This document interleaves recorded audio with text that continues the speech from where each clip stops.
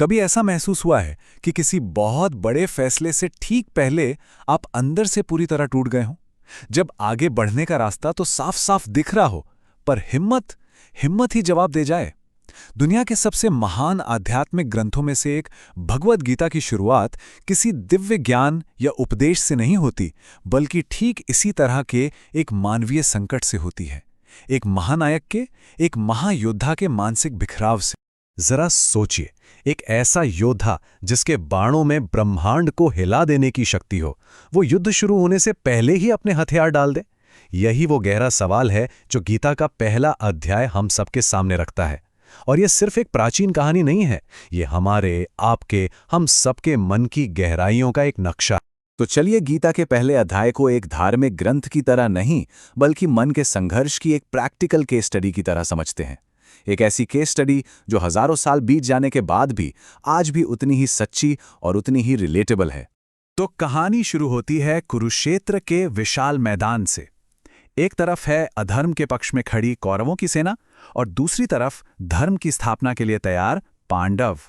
और इस पूरे मंजर का हाल सुना रहे हैं संजय, जो अपनी दिव्य दृष्टि से ये सब कुछ देखकर नेत्रहीन राजा धृतराष्ट्र को बता रहे हैं।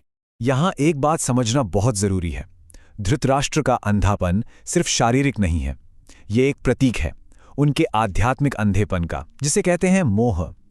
अपने बेटों के लिए उनका यही अंधा लगाव, यही अटैचमेंट इस महाविनाश की असली जड़ था।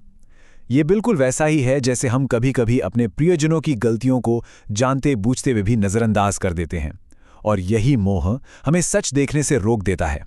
अब देखिए, युद्ध की शुरुआत में दुर्योधन अपने गुरु द्रोणाचार्य के पास जाता है, लेकिन अपनी 11 अक्षौहिणी सेना की ताकत बताने के बजाय वो पांडवों की छोटी सी सेना के योद्धाओं को गिनाने लगता है। इससे साफ पता चलता है कि जो इंसान बाहर से इतना शक्तिशाली दिख रहा है, वो असल में अंदर से कितना डरा हुआ और इनसिक्योर है। फिर दोनों तरफ से युद्ध की घोषणा के लिए शंखनाद होता है। ये सिर्फ एक रस्म नहीं थी, ये एक साइकोलॉजिकल मूव था। भीष्म, द्रोण सब अपने शंख बजाते हैं, पर जब श्री कृष्ण अपने पांचजन्य और अर्जुन अपने देवदत्त शंख में फूंक मारते हैं, तो उस दिव्य ध्वनि से आकाश और पृथ्वी कांप उठते हैं और कहते हैं कि उस आवाज ने कौरवों के दिल दहला दिए थे।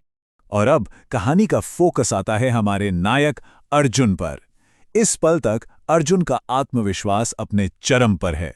वो धर्म युद्ध के लिए पूरी तरह तैयार हैं। उनका गांडीव धनुष उनके हाथ में है और सारथी के रूप में स्वयं भगवान कृष्ण उनके साथ हैं। इससे ज्यादा और क्या चाहिए? वो कृष्ण से पूरे अधिकार से कहते हैं, हे अच्युत, मेरे रथ को दोनों सेनाओं के ठीक बीच में ले चलिए, ताकि मैं एक नजर उन सब पे डाल सकूं जो मुझसे लड़ने की इच्छा लेकर यहां आए हैं। उनके से एक वाक्य में एक योद्धा का आत्मविश्वास साफ साफ छलकता है।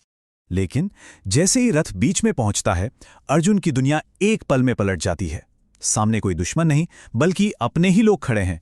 पितामह भीष्म, गुरु द्रोण, मामा, भाई, दोस्त। ये देखते ही उनका शरीर कांपने लगता है, गला रेत की तरह सूखने लगता है, त्वचा में जैसे आग सी लग जाती है। और जिस गांडीव धनुष पर उन्हें इतना गर्व था, वो एक भारी बोझ की तरह उनके हाथों से फिसलने लगता है। उनका मन विचारों के बवंडर में खो जाता है और पैरों में खड़े होने की भी ताकत नहीं बचती। आज की भाषा में अगर कहें तो ये एक गंभीर पैनिक अटैक के लक्षण थे। अब यहां से अध्याय और भी गहरा हो जाता है। अर्जुन सिर्फ भावनाओं में नहीं बहते, वो अपने डर को सही साबित करने के लिए एक के बाद एक तर्क देना शुरू करते हैं। और ऐसे तर्क जो सुनने में बिल्कुल सही लगते हैं, एकदम लॉजिकल। उनका पहला तर्क है नैतिकता का, मोरालिटी का। वो कहते हैं, हे कृष्ण, अपने ही कुल का नाश करके मुझे कैसा सुख मिलेगा? ऐसा राज्य तो नर्क के जैसा है जो अपनों के खून से सींचा गया हो। इससे तो मुझे केवल पाप ही लगेगा। उनका दूसरा तर्क समाज से जुड़ा है। वो कहते हैं कि युद्ध से पूरे कुल का नाश हो जाएगा। जब कुल के पुरुष ही नहीं रहेंगे तो कुल की स्त्रियां अधर्म के रास्ते पर चली जाएंगी, जिससे वर्ण संकर संतानें पैदा होंगी। इससे हमारे सनातन कुल धर्म और परंपराएं सब नष्ट हो जाएंगी और पूरा समाज ही नर्क की ओर जाएगा। अर्जुन के तर्क इतने मजबूत हैं कि कोई भी उनसे सहमत हो जाए। लेकिन गीता हमें यहीं एक बहुत गहरी मनोवैज्ञानिक सच्चाई दिखाती है। अर्जुन के ये सारे तर्क, ये सारी लॉजिक ज्ञान से नहीं बल्कि गहरे मोह से पैदा हो रहे थे। अपने परिवार के प्रति उनका अंधा लगाव धर्म और तर्क का मुखौटा पहनकर उनके विवेक पर, उनकी बुद्धि पर हावी हो गया था। और इसीलिए इस अध्याय का नाम है अर्जुन विषाद योग, यानी दुख का योग। ये कितना बड़ा विरोधाभास है ना, कि दुख और टूटना भी योग यानी जुड़ने का एक रास्ता हो सकता है। क्योंकि जीवन में कभी-कभी पूरी तरह से बिखर जाना ही परम सत्य से जुड़ने की पहली सीढ़ी बनता है। देखिए, ये प्रक्रिया काम कैसे करती है। जब किसी इंसान का आत्मविश्वास और उसके बनाए हुए सारे तर्क, सारे लॉजिक पूरी तरह टूट जाते हैं, तब उसका अहंकार भी चकनाचूर हो जाता है। और केवल अहंकार के टूटने के बाद ही वो सच्चाई को सुनने और किसी से मार्गदर्शन लेने के लिए तैयार होता है। अर्जुन ठीक इसी अवस्था में पहुंच चुके। और फिर आता है वो ऐतिहासिक पल। अर्जुन अपना गांडीव एक तरफ रखकर हाथ जोड़कर कृष्ण के सामने पूरी तरह सरेंडर कर देते हैं। वो कहते हैं, मेरा मन पूरी तरह से भ्रमित है, मैं आपका शिष्य हूं, आपकी शरण में हूं। कृपया मुझे निश्चित रूप से बताइए कि मेरे लिए क्या करना कल्याणकारी है। इसी एक वाक्य ने भगवद गीता के ज्ञान के सारे दरवाजे खोल दिए। अर्जुन का ये विषाद, ये दुख सिर्फ उनकी कहानी नहीं है, ये हम सबकी कहानी है। हम सबकी जिंदगी में अर्जुन मोमेंट्स आते हैं, जब हमें करियर का कोई बड़ा फैसला लेना होता है, या किसी रिश्ते को लेकर मन बुरी तरह उलझा होता है, या जब भविष्य बिल्कुल अंधकारमय लगता है।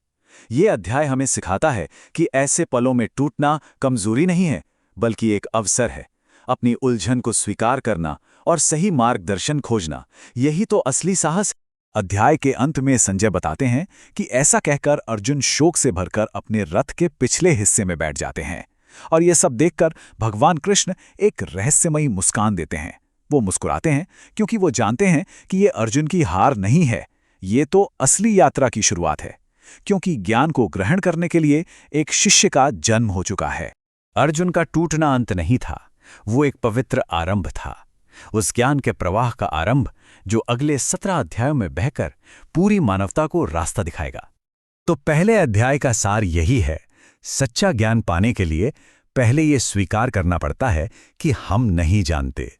अर्जुन ने यह स्वीकार कर लिया है और अब मंच तैयार है अगले अध्याय सांख्य योग के लिए, जहां कृष्ण पहली बार अपना मौन तोड़ेंगे और वो शब्द कहेंगे जो इतिहास बदल देंगे।